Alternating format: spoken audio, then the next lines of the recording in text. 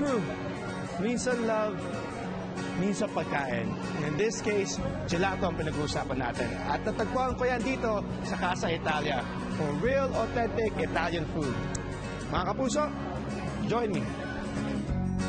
We decided to introduce yung Casa Italia dito sa Pilipinas kasi when my husband tried it in Singapore, talagang kakaiba yung gelato niya.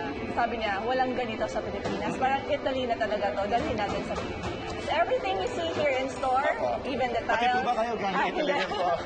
Everything, Italy talaga siya. Galing Italy. Para complete yung experience. Alright, Miss Jen, ano po ba marirecommend nyo sa flavors na ito? Eto sir, try this one. Dark truffle po. New York cheesesteak. Ako fan ako ng salted caramel. Gusto ko po matry yung salted Salted caramel. Mas buong flavor kasi wala kang, the difference nga kasabi ni Michelle kanina na mas mahangin ng ice cream, Yes. mas buo yung lasa ng That's the gelato. difference po between gelato and ice cream. At Miss Jen, nakikita ko po meron pa tayong mga toppings. Ito po ba, may charge, extra charge pa po ba No to? sir, that's all for free po. Alam mo itong gelato na to, parang itong singlamig ng puso ng ex ko. Na kahit ganun kalamig siya sa akin, mahal na mahal ko pa rin siya. At feeling ko, gutom na ako, kaya humuhugot na naman ako. Guys, ganito ka-authentic dito sa Casa Italia. Ang green mango gelato nila, sobrang authentic niya na may kasama pa siyang bagoong. Parang hindi mo maisip na kakain ka ng gelato na may bagoong.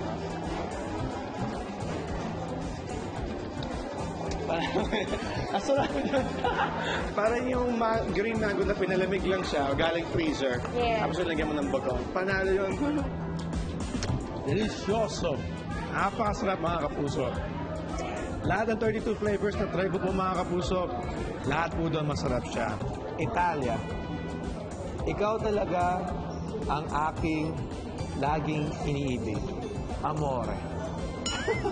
Nako, mga kapuso, this is Benjamin Alves saying goodbye until we see you guys next time here on Taste Buddies.